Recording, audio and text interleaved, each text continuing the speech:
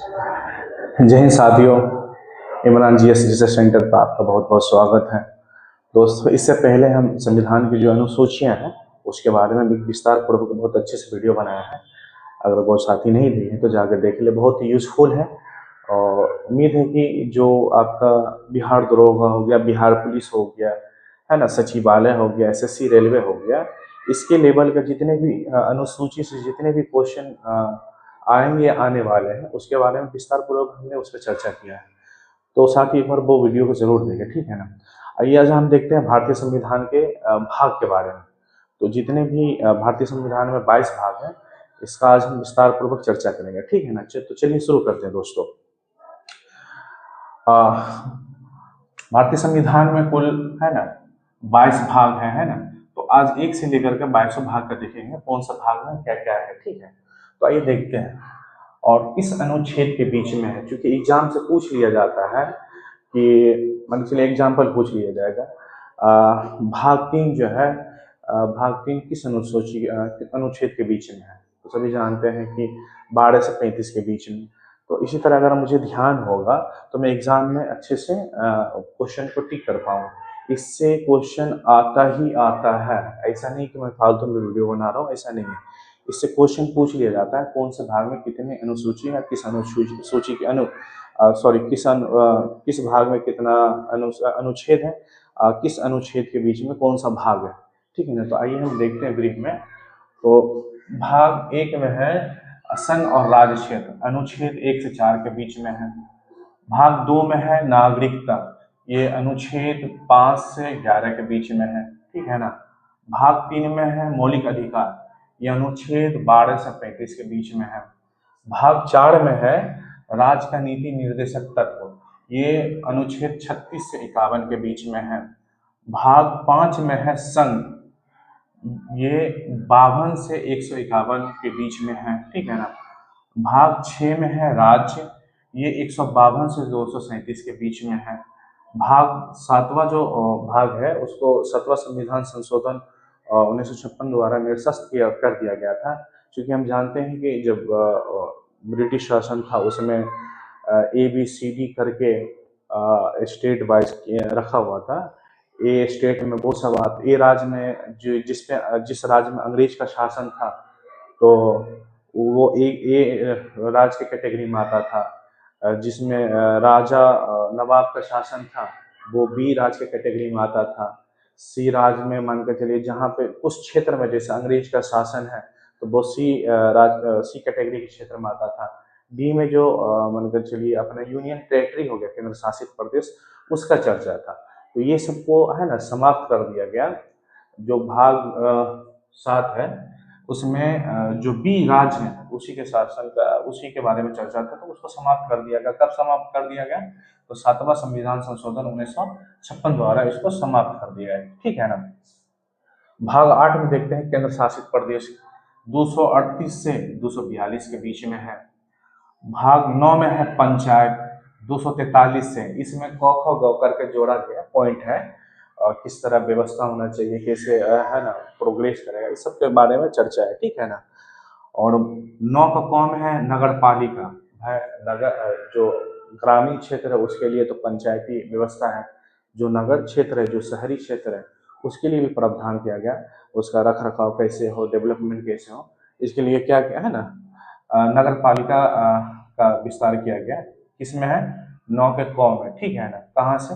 तो 243 ही अनुच्छेद में है, मगर जो पॉइंट है वो 16 से 32 के बीच में, ठीक है ना।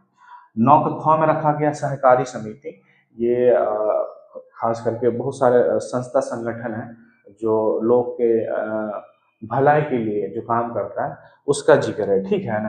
सहकारिता समिति में ये भी अनुच्छेद 243.33 से 46 के बीच इसको रखा गया, ठीक है ना। अनुसूची भाग 10 में अनुसूचित जाति एवं जनजाति है। भाग 10 में अनुसूचित जाति एवं जनजाति है। इसमें जो है एक एक्ट पास किया गया, SC/ST एक्ट 1989। इस एक्ट के द्वारा क्या होता था कि अगर पहले तो जुल्म भी जो अति पिछड़ी जाति है, जनजाति है, उस पर भी बहुत होता था। तो ये कानून में है ना, संविधान में ये प्रावधान दिया गया है, अगर SC/ST एक्ट को कोई परेशान करता है, अगर वो SC/ST जो लोग हैं, जाति के लोग हैं, अगर पुलिस में आपका कंप्लेन कर देते हैं तो बिना जांच के आपकी गिरफ्तारी हो जाएगी, ठीक है ना। तो भाग 10 में हम इसको याद रखेंगे, ठीक है। कितने अनुच्छेद में है, तो 244 अनुच्छेद में, ठीक है। उसके बाद भाग 11 में क्या है, केंद्र राज्य के बीच संबंध है, ठीक है ना, ये 245 से 263 के बीच में है। उसके बाद भाग 12 में क्या है, वित्त संपत्ति तथा संविदा है, टैक्स वगैरह को लेकर के 264 से लेकर 300 के है ना अनुच्छेद के बीच में है ये। उसके भाग 13 में क्या है, व्यापार 301 से 308 के बीच में है। भाग 14 में है केंद्र और राज्य के अधीन सेवाएं, आप आसान सी भाषा में UPSC कह लीजिए, उसके बारे में विस्तार पूर्वक चर्चा है। ये सब दोस्तों ऐसा नहीं कि मैं ऐसे ही बोल दे रहा हूँ, इस सब के बारे में अभी पूरा डिटेल्स है, एक भाग को पूरा डिटेल से हम लोग पढ़ेंगे, जितने भी अनुच्छेद है, जो इम्पोर्टेंट अनुच्छेद है, जो परीक्षा के दृष्टिकोण से इम्पोर्टेंट है, वो सब अनुच्छेद को हम देखेंगे, इसलिए वीडियो को बनाए रखें आप, ठीक है ना। भाग 15 में निर्वाचन, ठीक है ना, ये 324 से 329 के बीच में, ठीक है ना। चुनाव भारत में कैसे कराया जाएगा, किस किस प्रक्रिया द्वारा कराया जाएगा, ये सब का जिक्र इसमें है। भाग 16 में है कुछ वर्गों के लिए विशेष प्रावधान, ये 330 से 342 के बीच में है।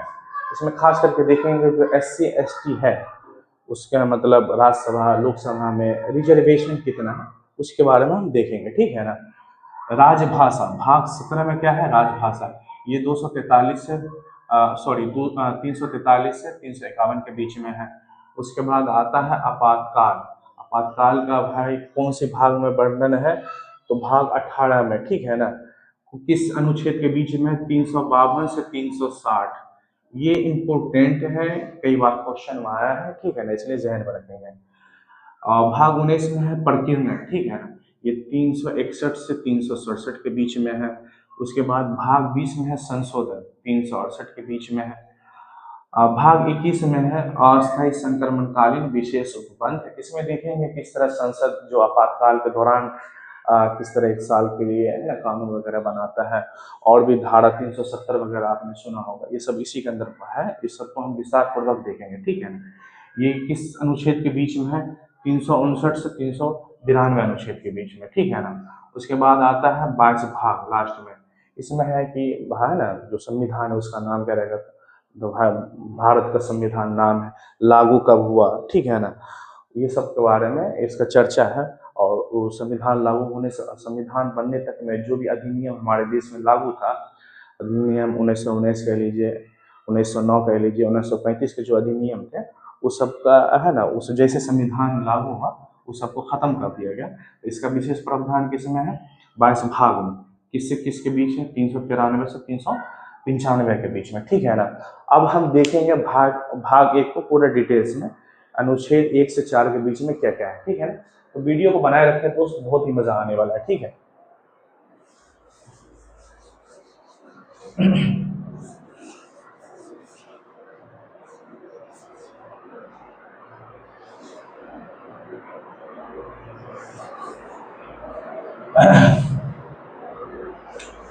देखिए भाग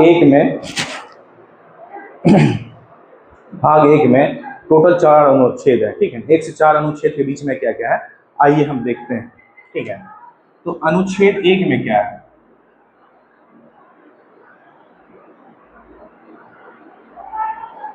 अनुच्छेद 1 में क्या है,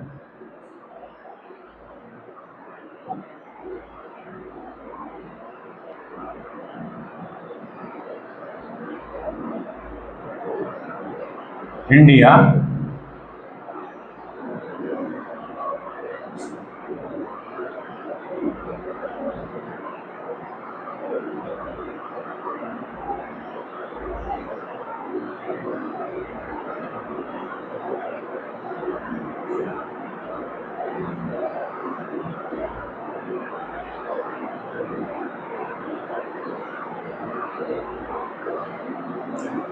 अनुच्छेद में है India, India that is Bharat, shall be union of state.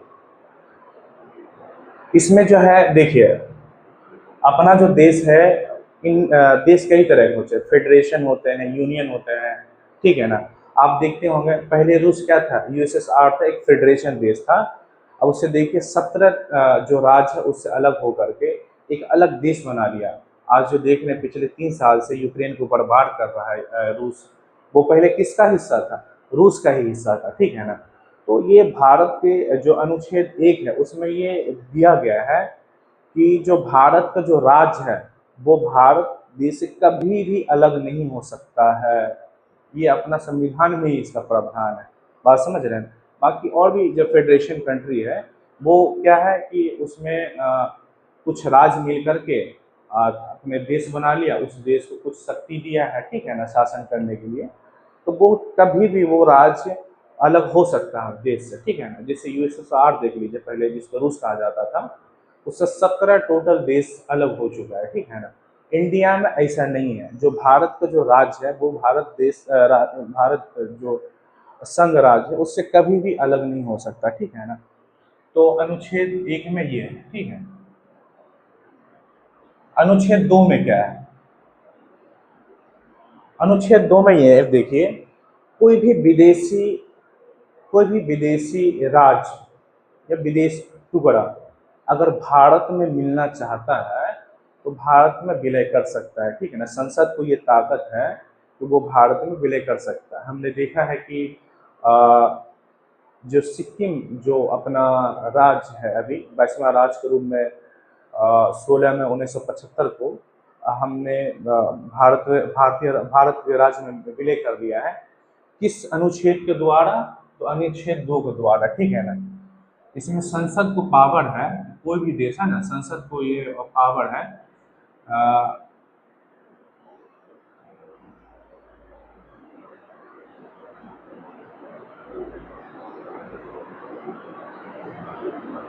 राज्य या टुकड़ा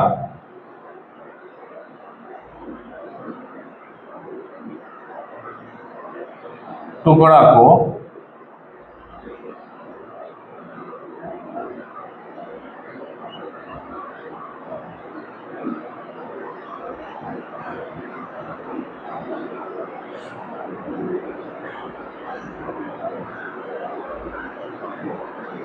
ठीक है ना, किसी भी देश के राज्य या टुकड़ा को अगर वो भारत में विलय होना चाहता है तो संसद को ये पावर है कि भारत में विलय करा सकते हैं। हमने देखा है, आपसे पूछ लिया जाएगा कि कब सिक्किम कब भारत में विलय हुआ था, तो भाई 16 मई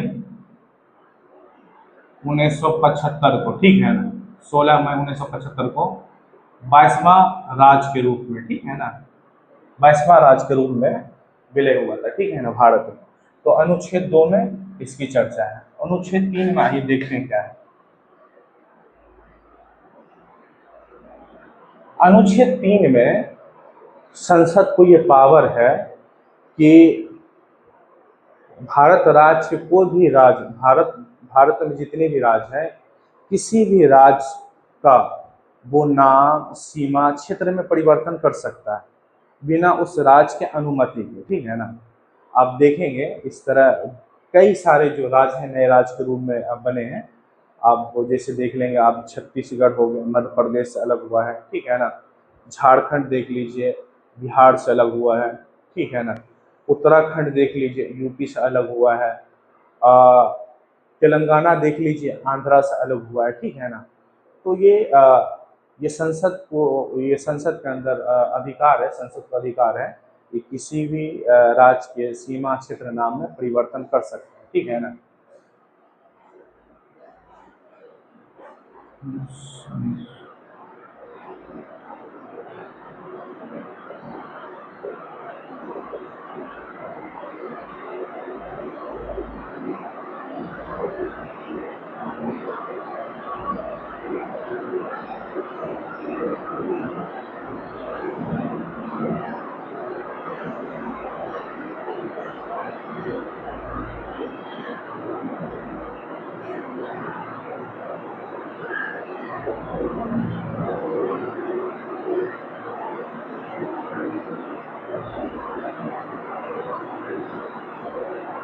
क्षेत्र में परिवर्तन कर सकता है, ठीक है ना। अनुच्छेद में ये है, ठीक है ना। आप देखते हैं अनुच्छेद में, हाँ दोस्तों एक ये भी है कि आपको पूछ लिया जाएगा कि एमपी से छत्तीसगढ़ कब अलग हुआ था।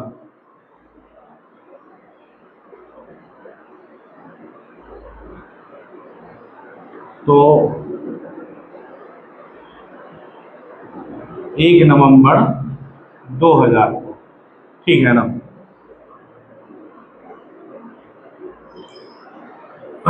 यूपी से उत्तराखंड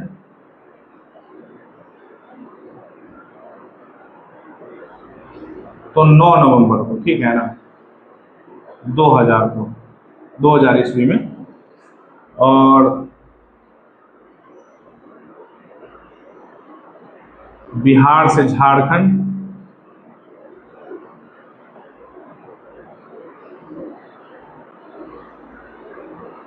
15 नवंबर 2000 ईस्वी को, ठीक है ना। और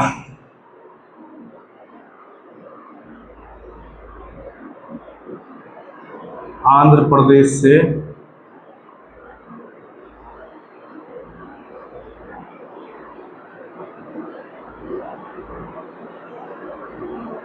2014 को, ठीक है ना। तो इम्पोर्टेंट डेट है, इसको हम याद रखेंगे, कई बार एग्जाम में पूछ लिया जाता है, ठीक है ना। तो अनुच्छेद 3 में संसद को ये प्रावधान है, ये अधिकार है, किसी भी राज्य के सीमा क्षेत्र में परिवर्तन कर सकता है, ठीक है। अनुच्छेद 4 में क्या है देखिए, अनुच्छेद 4 में है संसद जब, है ना, संसद जब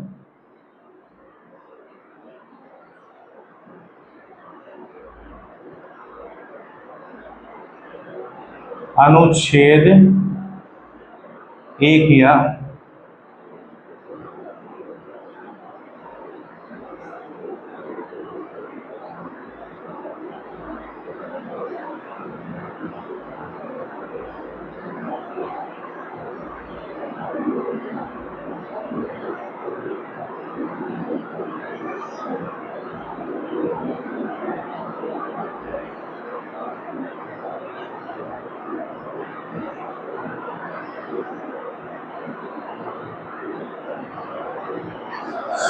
अनुच्छेद 4 में है संसद जब अनुच्छेद 1, है ना, अनुच्छेद 2, 3 का उपयोग करेगा तो राष्ट्रपति की अनुमति की कोई आवश्यकता नहीं है, क्योंकि इसको जो है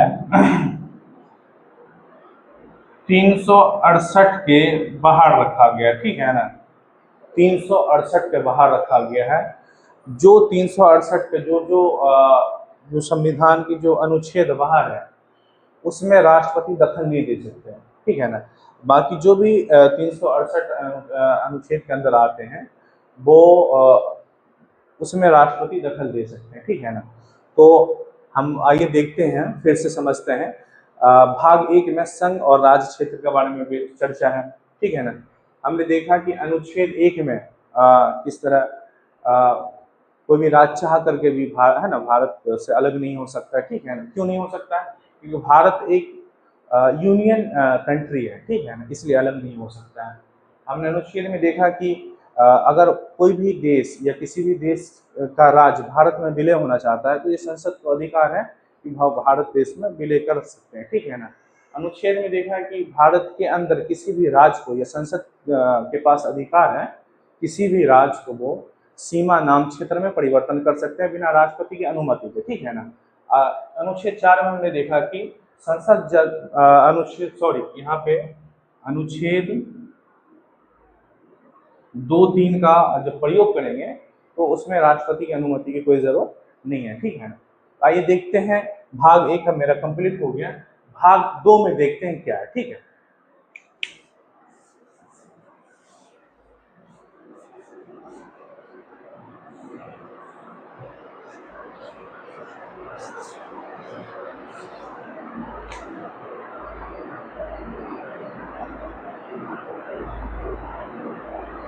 भाग 2 है इसमें, ठीक है ना। इसमें क्या है, नागरिकता, ठीक है ना। अनुच्छेद 5 से 11 के बीच में, ठीक है ना। आर्टिकल 5 से 11 के बीच में है।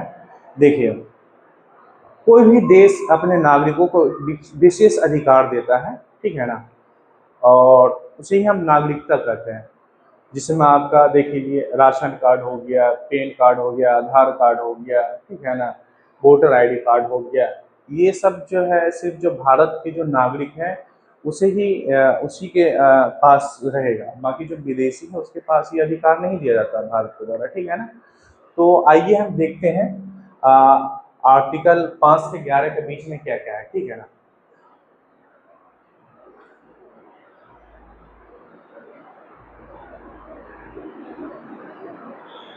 अनुच्छेद 5 में, जब हमारे देश में संविधान लागू हुआ उस टाइम जितने भी भारत के अंदर नागरिक थे, ये संविधान द्वारा सबको नागरिकता दिया गया, ठीक है ना।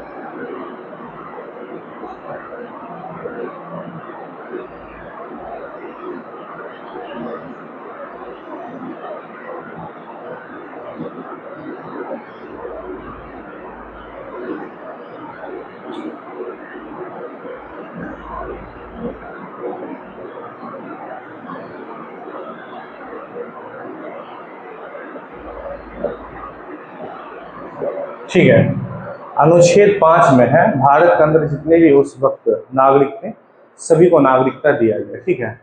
अनुच्छेद 6 क्या कहता है? अनुच्छेद देखिए, पाकिस्तान से आए हुए, हमारा देश 1947 में बंटवारा हो गया था, ठीक है ना। तो भाई पाकिस्तान के बहुत सारे हिंदुस्तान के लोग पाकिस्तान में चले गए, बहुत सारे पाकिस्तान के लोग हिंदुस्तान में आ गए। जो हिंदुस्तान में आए पाकिस्तान के लोग, उन सभी लोगों को नागरिकता दिया गया किस अनुच्छेद के द्वारा? तो अनुच्छेद 6 के द्वारा, ठीक है ना। पाकिस्तान से आए लोगों को नागरिकता, ठीक है।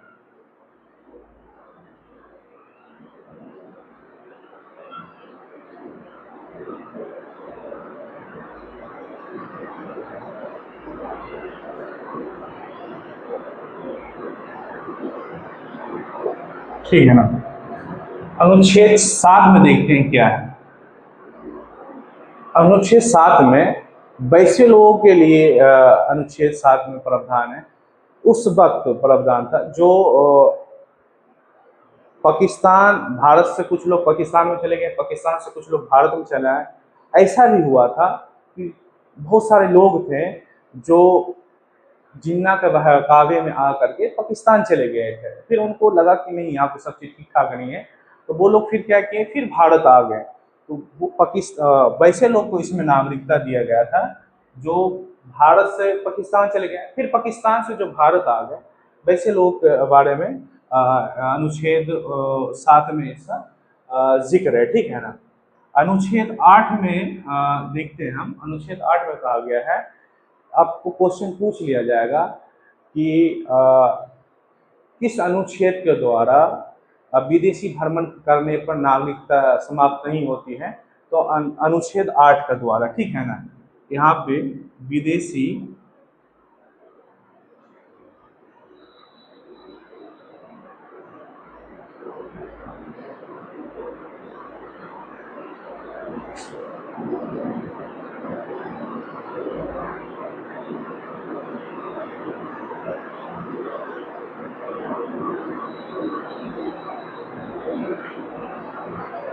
अगर हम विदेश घूमते हैं तो हमारी नागरिकता समाप्त नहीं होगी। किस आर्टिकल में है? तो आर्टिकल 8 में, अनुच्छेद 8 में, ठीक है ना। अनुच्छेद 9 में कहा गया है कि अगर हम विदेशी नागरिकता लेते हैं तो हम लोग का नागरिकता, भारत की नागरिकता समाप्त हो जाएगी, ठीक है ना। तो ये अनुच्छेद 9 में क्या है, विदेशी नागरिकता लेने पर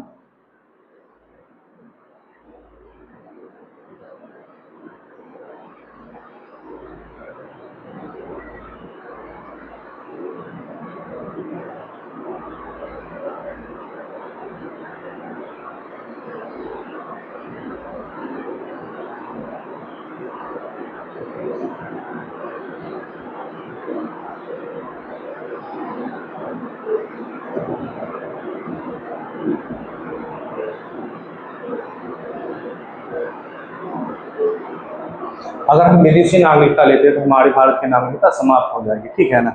अनुच्छेद 10 में कहा गया है कि अगर हम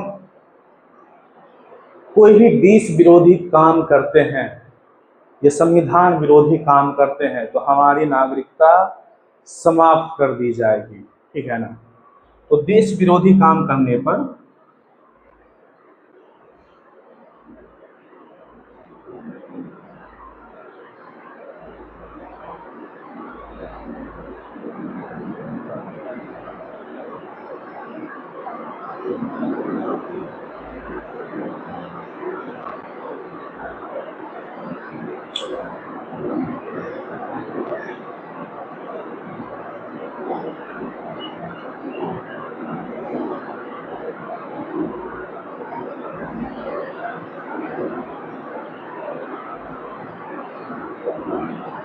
अगर हम कोई भी देश विरोधी काम करते तो हमारी नागरिकता समाप्त हो जाएगी, किस अनुच्छेद के, अनुच्छेद 10 के द्वारा, ठीक है ना।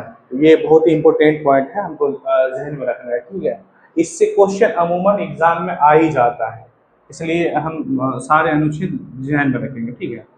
अनुच्छेद 11 में कहा गया है कि ये जो नागरिकता संबंधी कानून बनाने का जो अधिकार है वो संसद को है, और ये जिम्मेदारी किसको दिया गया है, तो गृह मंत्रालय को दिया गया है, ठीक है ना।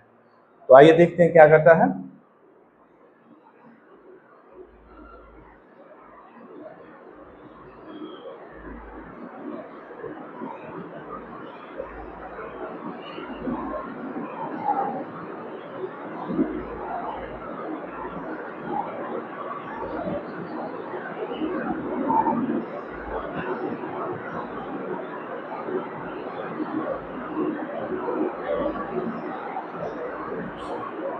जिम्मेदारी किसको दिया गया है, तो गृह मंत्रालय को, ठीक है ना।